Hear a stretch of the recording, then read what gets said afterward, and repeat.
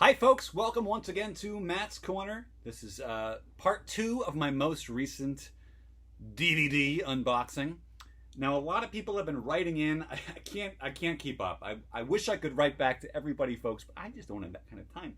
But people are writing in, they're saying, Matthew, what's on your shirt? And actually, believe it or not, these are cute little seahorses, which are very small. Don't try to ride them because you're gonna hurt the little guys or gals, you know. So here we go. Let's dive in here. Oh, I love this movie. I haven't seen it in so long. Have you guys seen this? Oscar, with Sylvester Stallone. Oh my God, Don Amici, Tim Curry, Peter Riegert. Wait till he sees us. He loves us. And directed by John Landis, which is so interesting. For whatever reason, I thought this was directed by Jonathan Lynn, the guy that did Clue. But, I mean, it kind of has a Clue vibe, if I'm remembering correctly. Music, once again, by Elmer Bernstein. Elmer Bernstein! Steinstein? I use it interchangeably, I never know. I know it's Leonard in the song, but just bear with me. Okay. Next one up. Oh, this one looks Spooksville. Look at this. The Nightcomers with Marlon Brando. You know, in the middle of the night, Marlon Brando, for real, he lived on Mulholland Drive. And his neighbor was his very good friend, Jack Nicholson. And Marlon Brando had a bit of a food addiction. And what he would do in the middle of the night, the Nightcomer, he would walk through their yards and he would invade Jack Nicholson's fridge and leave a note, be like, sorry, I was hungry. Because they used to have to chain his fridge shut because he would just eat all night. True story, folks. But yeah, I don't know. This just looks good and creepy, and I mean, who doesn't love Marlon Brando? I don't know anything else about... Oh, Michael Winner directed this. Michael Winner. Tell you what about Michael Winner. You know what I'm thinking. Oh, this is based on Turn of the Screw with Henry James. There was another movie, a horror movie that I watched where there was that... It's useless if I can't think of the name of these things. The Buccaneers just scored again right before halftime. Tom Brady could win another Super Bowl this year. Completely seriously. The guy's 87 years old. All right, once again, we got my man, Vincent Price. Twice Told Tales. These are great. I think these are kind of funny ones. I mean, a lot of them sort of had a tongue-in-cheek, darkly comedic thing. I don't remember exactly which one these are. Strangely enough, this is not Roger Corman. This is Sidney Salkow. So, but I know I've seen this. I just wanted to get these, for posterity's sake. Come Halloween time, get all bundled up, get the jack-o'-lantern going behind you, get a big bowl of popcorn, and just let the Price Fest begin. Oh, here we have another one of my favorites. James Mason. Cop Out. Not to be confused with the other Cop Out that came like 10 years ago. Bobby Darin. Gotta love some Bobby D. Oh, on the back, look at this. James Mason is holding a gun. That's wicked cool. You know what I mean? That guy. Love him. Oh my. Okay, I've definitely never seen this. We have Peter Cushing and Christopher Lee in The Skull, The New Height in Fright. Look at that. I mean, isn't that just like a tattoo waiting to happen? I don't have any tattoos. I have no plans on getting a tattoo. But after seeing this, I think I have to. 1965. Another nice thing about these old little horror movies, this is 83 minutes. It's a nugget. It's a drop in the bucket of time of your life. Sometimes you see a movie, it drags on. It goes 3, 4, 5, 6 hours long. And you're saying to yourself, my goodness, where will the credits roll already? I'm talking to you, Lord of the Rings Part 3. But yeah, 83 minutes. I mean, you can spare that any day of the week, except for maybe Monday. This is a film I've also wanted to see forever. From the creators of Police Academy, which, if you know anything about me, I've based my entire life after Commandant Lassard in the Police Academy films. And this is called Moving Violations. I think it's, instead of a police academy, it's just like a driving school. A crash course in traffic school. So wait, traffic school, does that mean they're like traffic cops? I don't know. But really, you know, there's some heavy hitters in here. We've got Jennifer Tilly, Sally Kellerman, and it was co-written by Pat Proft. Did Pat Proft do the Police Academies? I know Pat Proft did a lot of movies with Leslie Nielsen, so that is certainly a good sign. But what a wacky cover. I mean, have you ever seen that so many signs in one place? I mean, that's just silly. Looking forward to that, folks.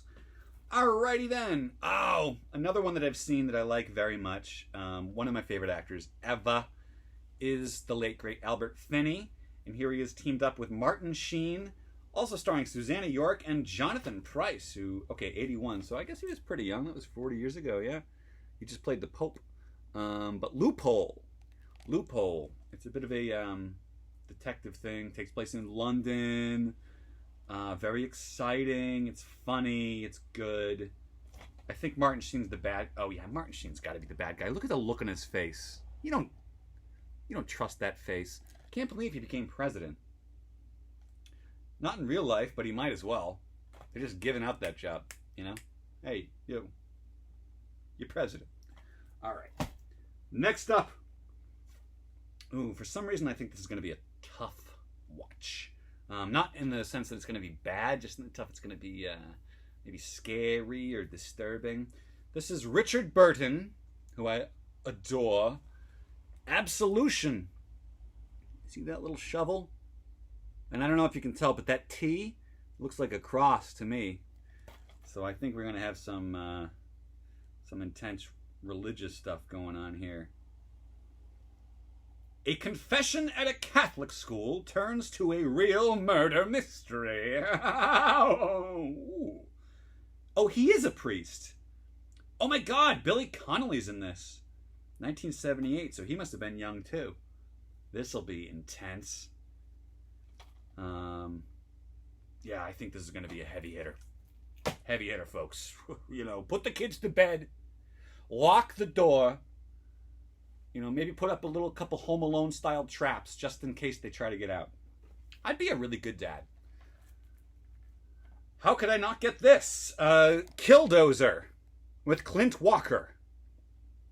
I mean, the name alone. I don't know anybody in it. I don't know the filmmakers.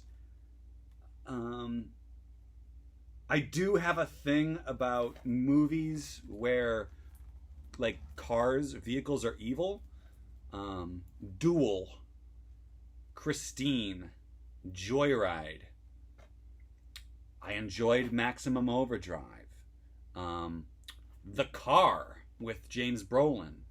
I love those movies, so I think that's probably why I got this. Killdozer, wow. 1974, my goodness, this is going to be a fun one. Here we go, folks. My guy, one of my mini guys, Donald Sutherland in The Puppet Masters. This is rated R for violence, sci-fi gore, and brief language. So I don't know how much I'm going to be able to stomach. Julie Warner's in it. Oh, she was like the girl for a moment, but she's great. Where did she go? She should come back. Holy crap! Richard Belzer's in this too? Oh, watching it. Knowing that crazy conspiracy theorist, he probably thinks all this sci-fi gore is real. And maybe it is. And maybe it is. The Puppet Masters. Oh, yeah. So, I was on the fence for this one for a long time. Because I don't know about the subject matter. It doesn't really interest me. But old boyfriends, I don't know if this is, she's like reconnecting with people she used to date to like, I don't know, find out what went wrong. I think it's like maybe a female version of High Fidelity being like, why didn't we work out? I don't know. But Talia Shire is always amazing. The main reason I got this is John Belushi is in it. You know, I'm just I'm trying to see all of his movies. I've seen most of them. What do I have left? That movie where he goes up north. What's that one called? It's like a romantic comedy. He goes up north. He's married. What's it called? Continental Divide. John Belushi, Keith Carradine, Buck Henry, and John Houseman. Jasper Blubber. Love John Houseman. So yeah, I don't know. I think it's like I'm getting sort of Paul Mazursky vibes from this.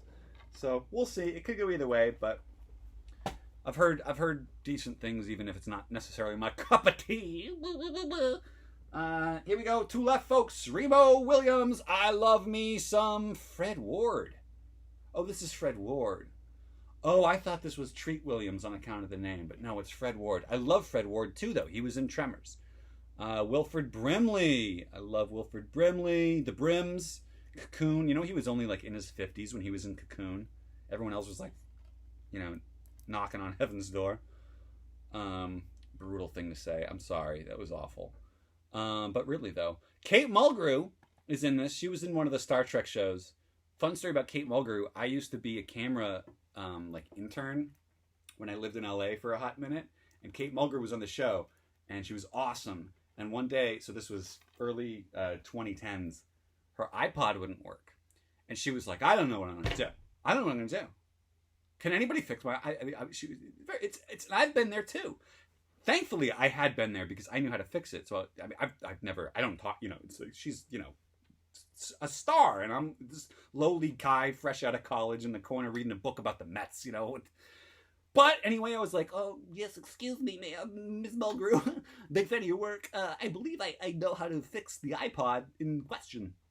And I did. And I fixed it, and it worked. And she called me her hero. So I got that going for me. Finally on the list, we got another horror with Vincent Price, Christopher Lee, and Peter Cushing. That, to me, is the trifecta of this whole time period, this whole Richard Corman style movie. This is not a Corman movie. Oh, a serial killer who drains his victim's blood is on the loose in London. Not London! Oh no, that's actually not a very typical plot for one of their movies. It's usually very gothic. It's loose. Just like the serial killer is loose. So, that's a good batch. This is round 2. We got round 3 coming up. Then after that, we got round 4. Stick around! Spill your global guts. Remember Mike O'Malley?